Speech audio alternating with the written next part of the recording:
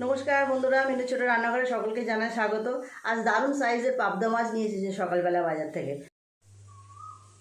এই দেখুন পাবদা মাছ, মাছগুলো যেমন সাইজ তেমন ফ্রেশ। সাইজগুলো দেখুন, এক বিঘতের বাইরে চলে যাচ্ছে। একদম সুন্দর টাটকা টাটকা পাবদা মাছ। প্রত্যেকটা মাছের সাইজ একদম দারুণ। পাবদা মাছ খেতে তো সবাই ভীষণ ভালোবাসে, আমার তো ভীষণ ভালো লাগে। আপনাদের আর কার কার ভালো লাগে এরকম পাবদা মাছ খেতে অবশ্যই কমেন্ট করে জানাবেন। আজকে এই পাবদা মাছটা আমি সর্ষে কাঁচা লঙ্কা দিয়ে সুন্দর করে ঝাল বানাবো। বন্ধুরা, আমার চ্যানেলে মালাই পাবদা একটা রেসিপি দেওয়া আছে, আপনারা দেখবেন। দারুণ সুন্দর টেস্ট হয়েছিল। অনেক দিন আগেই আমি বানিয়েছিলাম, আপনাদের সামনে শেয়ারও করেছিলাম। দারুণ সুন্দর দেখতেও হয়েছিল, খেতেও হয়েছিল মালাই পাবদা।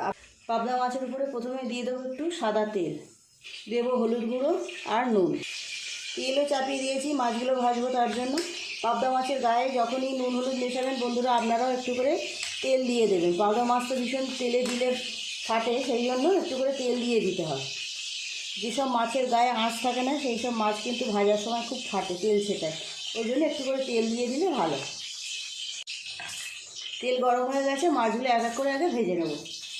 পাবদা মাছের ঝাল করবো তার জন্য এখানে নিয়েছি 2 চামচ কালো সর্ষে আর বেশ কয়েকটা পাকা কাঁচা লঙ্কা। এই লঙ্কা আর এই সর্ষেটা খুব ভালো করে পেস্ট করে নেব অল্প একটু জল দিয়ে। সর্ষে, লঙ্কা। তেল গরম হয়ে গেছে, এক এক করে মাছ দিয়ে দেব। খুব বেশি মাছ একসাথে দেবো না, বড় বড় মাছ ভেঙে যাওয়ার ভয় আছে। অল্প অল্প করে দেবো আর ভেজে নেব।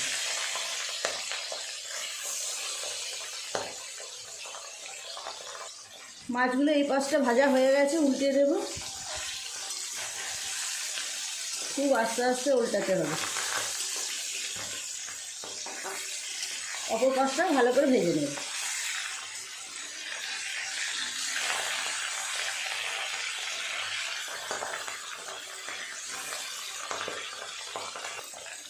এই মাছগুলো তো ভাজা হয়ে গেছে, তুলে নেব।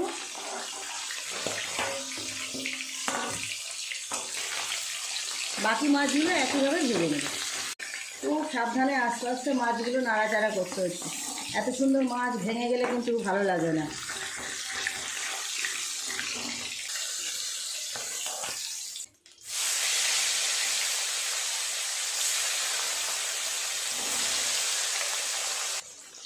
এই মাছগুলো সুন্দর করে ভেজে নিয়েছি, আস্তে আস্তে তুলে নেব। তুলে নিয়ে মাছের ঝালটা চাপিয়ে দেব। এই তেলে দিয়ে দেব 2টো কাঁচা লঙ্কা আর হাফ চামচ কালো জিরে।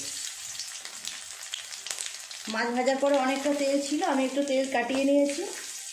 দিয়ে দেব হাফ চামচ হলুদ গুঁড়ো, সর্ষে বাটা, সর্ষে আর কাঁচা লঙ্কা বাটা। দিয়ে দেব স্বাদ মতো নুন। একটু নেড়ে চেড়ে কষিয়ে নেব তেল ছাড়া পর্যন্ত। খুব সিম্পল একটা রান্না, কিন্তু স্বাদ দুর্দান্ত। এইরকম রান্নাগুলো বানাতেও ভালো লাগে, খেতেও ভালো লাগে, লোককে খাওয়াতেও ভালো লাগে।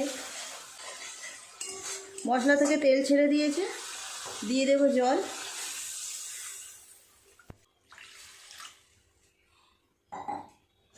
ঝোলটা একটু ফুটে গেলে আস্তে আস্তে মাছগুলো দিয়ে দেব। ঝোলটা ভালোভাবে ফুটে গেছে।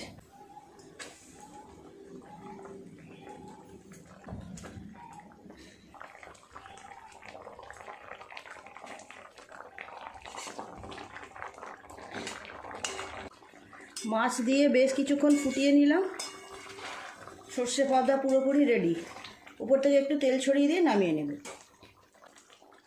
মাছ ভাজার সময় অনেকটা তেল বেশি ছিল, সেই তেলই একটু উপর থেকে ছড়িয়ে দিলাম। কিরম হয়েছে দেখুন, দুর্দান্ত সেন্ট বের হচ্ছে। এইভাবে কাঁচা লঙ্কা সর্ষে দিয়ে কালো জিরে ফোড়ন দিয়ে যে কোনো মাছের ঝাল তো ভালো লাগে, আর এই পাবদা মাছ হলে তো কোনো কথাই নেই।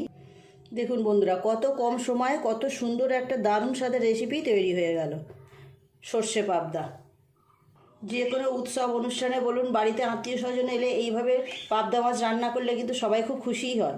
খেতে তো ভালো লাগে, আর এই মাছটা তো ভীষণ নরম মাছ, ছোট বড় যে কেউ খুব অনায়াসে খেতে পারে। কোনো কাঁটা নেই, খাওয়ার কষ্ট নেই। প্লিজ বন্ধুরা আজকে রেসিপিটা কেমন লাগলো কমেন্ট করে জানাবেন, ভালো লাগলে একটা লাইক করে দেবেন।